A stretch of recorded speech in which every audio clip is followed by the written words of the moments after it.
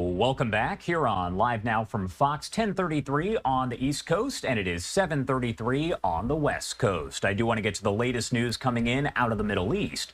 The Israel Defense Forces announcing a short time ago that terrorists over in Gaza launched 5 rockets toward Israel from inside a humanitarian area in central Gaza. The IDF says 2 of them crossed into Israeli territory, while 3 of them fell within the Gaza Strip.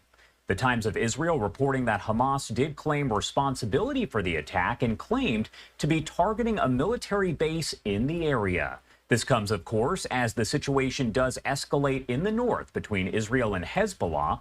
Hezbollah launching larger simultaneous attacks on Israel over the last week, striking homes, sparking fires all over the area. To discuss all of this, I do want to bring in David Daoud, Senior Fellow at the Foundation for Defense of Democracies and a friend of the show. Thank you so much, as always, for taking the time to be here with us today. Thank you, Josh. It's always a pleasure. All right, so we're going to talk all about Hezbollah as we normally do. But first, I do want to ask you about the rockets that were fired from that humanitarian area there. How significant of a move is that? Because I believe that area is supposed to be, quote unquote, off limits. Well, I mean, if you ask me, this is par for the course for Hamas's actions. Their entire strategy is premised upon embedding themselves among the civilian population. This is nothing new. I don't think they respect the sanctity of civilian areas, civilian objects, certainly not even humanitarian areas. And if the Israelis respond to the source of fire, it's in a way a cynical double win for Hamas because Israel's image is harmed if civilians are killed. So this is not unsurprising for this terrorist organization. And it kind of plays off what the IDF has been saying all along about Hamas using the civilians there as human shields, right? It absolutely does. Again, the cynical strategy that Hamas has adopted, and I think there was a quote in the Wall Street Journal recently from Yahya Sinwar saying that the more Palestinians die, the more Israel's image is harmed, and therefore Hamas wins in the end. This is par for the course. All right, I want to talk more about the situation between Hezbollah and Israel now, because how have we seen the attacks by Hezbollah on northern Israel escalate over the last few weeks? Because it seems as though they are getting more and more and more intense. They absolutely are. This has been the case for at least a month, tracking it since early May. Hezbollah's attacks have become more intense, more frequent, more deliberately lethal. If we see a lot of the Israeli casualties that have been killed in these past weeks, they haven't been killed by errant rocket barrages or errant rockets as part of barrages. They've been killed with loitering munitions.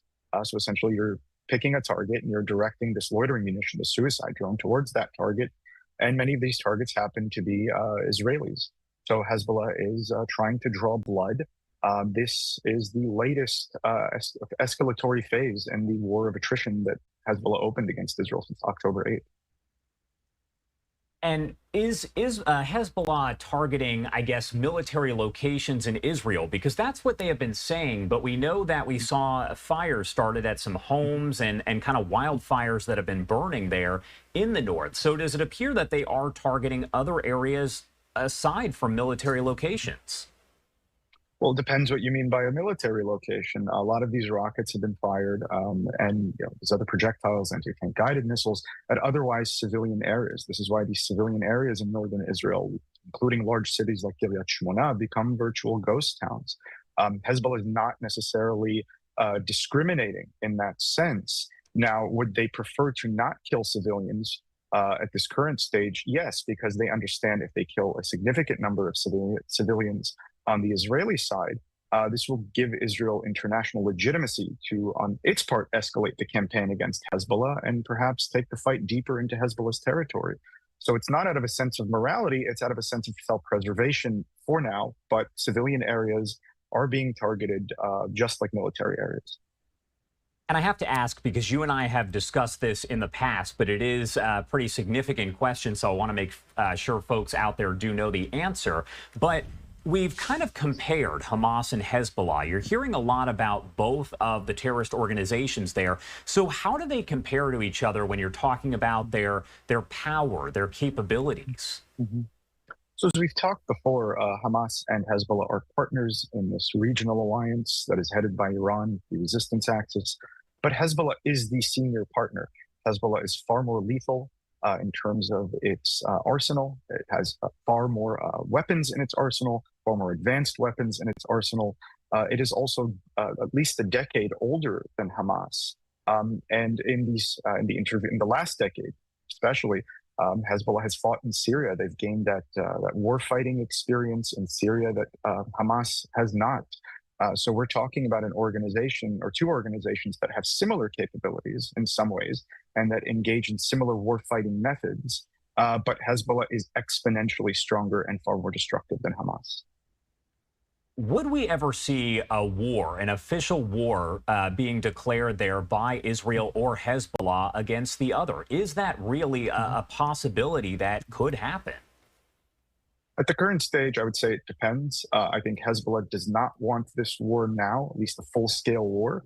They would rather wait until the time in the future where their capabilities are more lethal, where their domestic situation in Lebanon is stabilized, where Lebanon can take the pain of a war, and where that situation has replicated itself for all of its other allies. Hamas, they hope to have survive in Gaza. They hope Iran will have a nuclear weapon. And when all those pieces are in place, they hope to launch what they promise is the big regional war against Israel that in short time would bring about its destruction. Now, for the Israelis, again, I don't think they desire war. But if I'm looking at it as an Israeli, if I were an Israeli decision maker, I would see this war as inevitable. And that if it's going to happen in the future, it's going to be, as I just noted, far more destructive, or I have the option to proverbially rip off the Band-Aid now and deal Hezbollah a blow before it can continue to pose a larger threat to my civilian population. So it's undesired, but unfortunately inevitable. We've heard from the U.S., we've heard from France, several countries that have said they want a de-escalation there. But do we know what these countries, including the U.S., have done to kind of make that happen?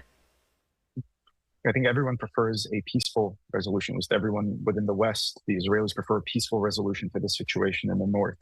There have been ceasefire proposals that have been put on the table by the French and the United States. There are similarities, there are differences, but at the end of the day, they depend upon the Lebanese armed forces for enforcement. Hezbollah, as these plans envision, would distance itself from the border some distance, some kilometers, and the Lebanese armed forces would deploy in tandem to prevent that return. But what we've seen over the past 18 years is that the Lebanese armed forces cannot and will not act against Hezbollah. They will not act to disarm them, to restrain them, to distance them from the border. So what we're setting up is a situation where we have a false sense of security, where we've deluded ourselves into thinking Hezbollah has been distanced from the border. We've deluded ourselves into thinking there's a credible enforcement mechanism. But as I see it, Hezbollah could accept this deal and in a year or two return quietly to the border and resume its activities. And the Lebanese armed forces, irrespective of how big their numbers are in South Lebanon, will do nothing to stop them. Israel did take out Hezbollah's most senior officials so far during the battle here. So how significant is that for Israel in the overall fight? Look, every commander is to some degree irreplaceable. Every commander brings with them a certain level of expertise, knowledge that it's not just replacing one for one. We saw this with Qasem Soleimani being replaced with Ismail Ghani. So there is harm to Hezbollah's military capabilities, but it is not something that's setting Hezbollah back in a way that is that makes it pose less of a threat for Israel. I think that's something that we need to focus. Israel has yet to deal Hezbollah a significant blow to its capabilities. We always talk about Hezbollah firing from Lebanon, but I want to get your thoughts. What are the thoughts about Hezbollah overall among the people who do live there, the civilians in Lebanon? It's a complicated question, and I think it differs from community to community, but let's look at some metrics. In May of 2022, Hezbollah won 356,000 votes, individual votes, in the parliamentary elections. That was the highest of any party in terms of votes in Lebanon. So this is out of a country of approximately 4.5 million citizens. So that's not an insignificant number. And if that's you're just looking at eligible voters.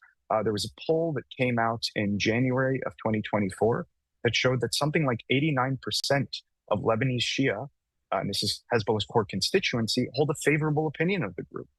93% held some degree of a favorable opinion. Now, we can dispute where those numbers are coming from. Is it from fear? Is it from conviction? At the end of the day, it means there's no significant opposition to Hezbollah, and Hezbollah is, as it always says, an integral part of Lebanon's political and social fabric.